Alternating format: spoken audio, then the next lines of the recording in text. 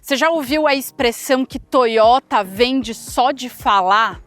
Bom, no caso do Yaris Cross, isso é uma verdade, até porque o primeiro lote já foi praticamente vendido e a versão híbrida flex, que é o grande trunfo desse SUV compacto, é sem dúvida a que mais vende.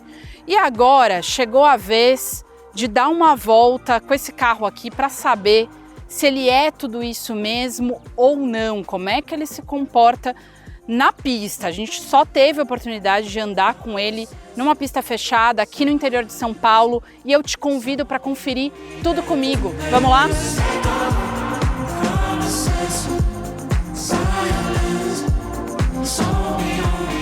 Mas antes de eu te contar como é que é o comportamento dinâmico desse carro aqui, eu vou te convidar para se inscrever no nosso canal, ativar o sininho das notificações, assim você não perde nada do que o Jornal do Carro faz aqui no canal e em todas as redes, tanto Instagram, quanto TikTok, quanto Facebook, nos acompanhe por lá. Vale uma explicação do que eu comentei com vocês no início do vídeo, 60% do primeiro lote do Yaris Cross em pré-venda já foi vendido e agora, em fevereiro, ele é lançado oficialmente. É interessante saber que a Toyota estava prevendo aumentar preço, mas não vão aumentar. Os preços são exatamente os mesmos e eles estão aparecendo aqui embaixo para vocês. As versões topo de linha chamam XRX, tanto essa que é a combustão quanto a versão híbrida. E a gente não tem praticamente mudança nenhuma em termos visuais. E elas ganham essas rodas aro 18 diamantadas e também o sensor de ponto cego, além da visão 360, que faz bastante diferença no momento em que você estiver manobrando. Você já viu o vídeo completo do Yaris Cross em novembro e eu conto que o entre-eixos é de 2,62 m, o que está dentro da média do segmento. O principal rival, que é o Volkswagen T-Cross, tem 2,65 m. Portanto, o espaço interno é bem equivalente e ele não sai perdendo nesse quesito. O comprimento total é de 4,31 m e o porte agrada bastante, inclusive por conta da altura desse modelo aqui. Agora eu vou te mostrar um pouquinho do porta-malas. Curiosidade aqui no volume do porta-malas, eu tenho 400 litros aqui na versão a combustão e 391 na versão híbrida. Existe uma diferença até por conta do acondicionamento da bateria, que é bem pequenininha, mas ela está acondicionada debaixo dos bancos traseiros e pode representar uma queda de volume aqui do porta-malas. É um bom volume, não dá para dizer que é ruim, é inclusive baixo, então eu consigo trazer objetos maiores aqui, levantar objetos maiores para colocar aqui. Ele tem inclusive esse Y, digamos assim. Agora eu vou te contar tudo que eu achei andando no Yaris Cross híbrido flex. É um modelo que a gente esperou durante muito tempo, então é lógico que a expectativa é alta para andar nesse carro aqui. Lembrando que a versão híbrida flex é menos potente do que a versão a combustão. Então, enquanto aqui eu tenho 122 cavalos, lá na versão híbrida eu tenho 111 cavalos da combinação do motor 1.5 aspirado com o motor elétrico. Bom, conforme eu já destaquei para vocês, eu tô aqui no Autódromo Capuava, no interior de São Paulo. Simularam um circuito aqui mais urbano, que é, na verdade, a proposta do Yaris Cross, né? Um SUV compacto, mais voltado para rodagem urbana. Então, é uma pista mais travadinha, até para que eu não possa atingir velocidades mais elevadas.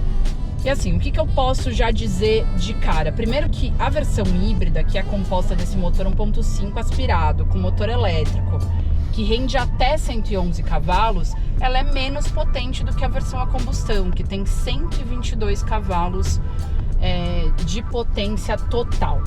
Mas aqui falando um pouquinho da híbrida flex, algo que me incomodou um pouco foi o quanto que o ruído do motor 1.5 aspirado invade a cabine.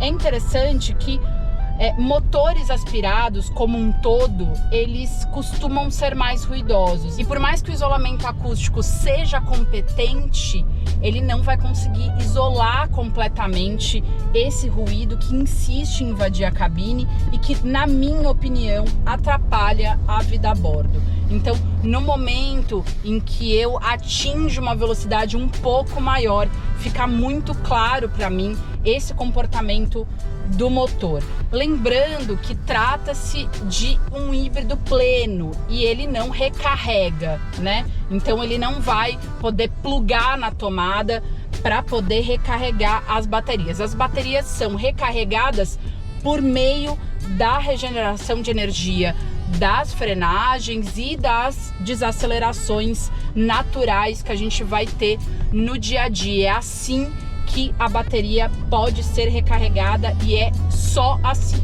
Eu vou aproveitar que eu tô numa reta agora e vou fazer um 0 a 100, na verdade quase 0 a 100, porque eu também não tenho tanta reta, para que vocês possam observar o que eu reparei na questão do motor. Eu tô no modo eco agora, tô dando kick down no pedal do acelerador e aí, como vocês podem ouvir junto comigo, o motor invade sim e é incômodo nessa condição. Lembrando que, pensando numa rodagem urbana, você não vai ter muito esse contato, né? Vai ser mais na estrada mesmo, numa situação de ultrapassagem, que esse motor vai invadir, que esse ruído do motor vai invadir mais.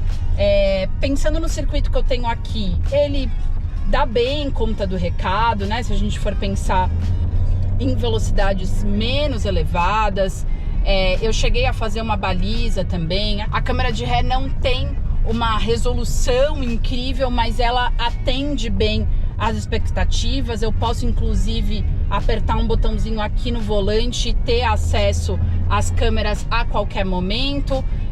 Também de forma ergonômica, eu tenho essa central multimídia de 10 polegadas voltada para mim. Isso também é benéfico, também acaba valorizando a segurança aqui no volante. Esse console central também mais voltado para mim também favorece. Agora eu vou ligar o modo EV e para que eu possa ligar o modo EV, eu preciso estar em uma condição de aceleração um pouco mais baixa, tá? Ele mesmo me avisa aqui no quadro de instrumentos que o modo EV só vai funcionar nesses casos. Então eu liguei aqui no botãozinho do lado esquerdo do volante e agora eu tô nesse modo em que o motor a combustão não está atuando. Então eu tenho inclusive aqui no quadro de instrumentos mostrando que na verdade é o motor elétrico que está tracionando as rodas, e pensando que é um híbrido pleno, isso é sem dúvida bem interessante. A Toyota não divulga a autonomia elétrica.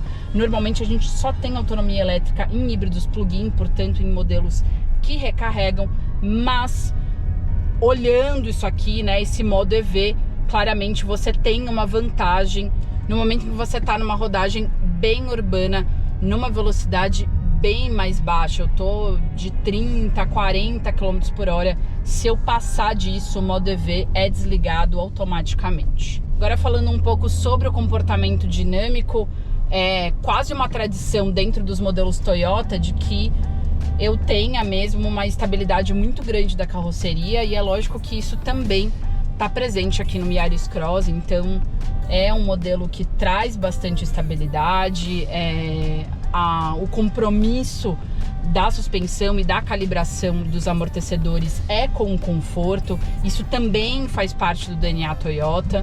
Então nesse quesito ele realmente não deixa nada a desejar.